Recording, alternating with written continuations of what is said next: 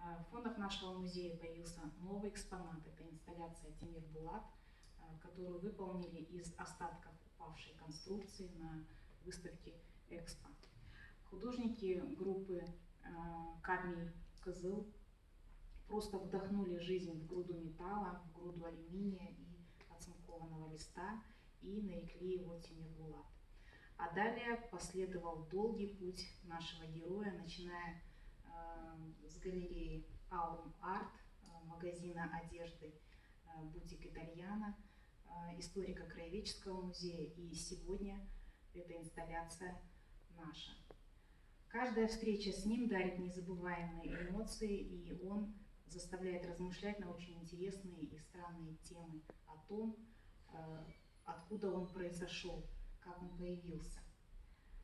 Зритель, попадая в музейное пространство, все свое внимание концентрирует на фигуре Тимир Булата, и это внимание можно сравнить с очень модным человеком, который отличается из толпы людей своим стилем, своей одеждой.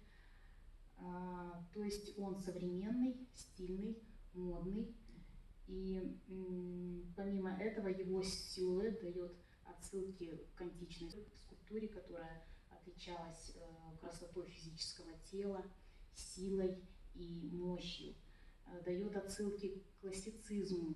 Скульптура классицизма также имела красоту физического тела, но уже по умолчанию в нее больше вдохнули мысли, идеи, поиска философии.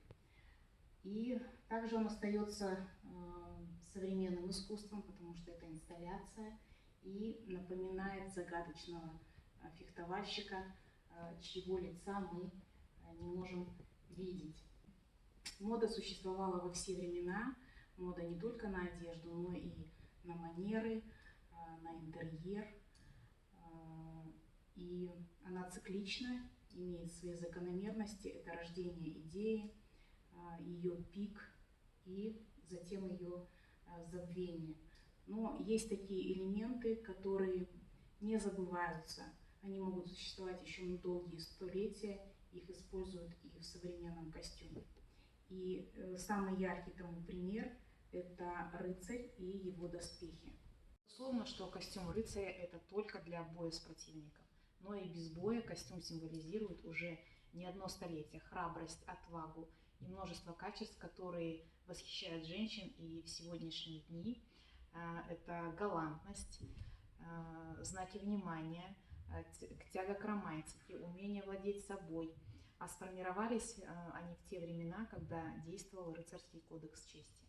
Об этом рассказывают книги и многочисленные романы. Элементы рыцарского костюма продолжают жить сегодня в современной моде и вызывают огромный интерес. Интерпретировать легенду инсталляции можно и в другом ключе. Возможно, железный парень запланировал падение конструкции, ему понравился материал для своей будущей плоти, конструкция показалась ему подходящим для этой цели. Он неономат, он восстал из пепла, он символизирует наше будущее, будущее без оружия, потому что в его руке цветок-вентилятор, но если нужно, этот цветок-вентилятор превратится в меч.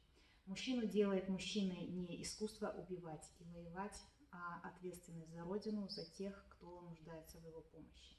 Тимир Булат стал самым настоящим нашим талисманом, и если вы хотите прикоснуться к его железной воле, стать целеустремленнее, сильнее, добро пожаловать к нам.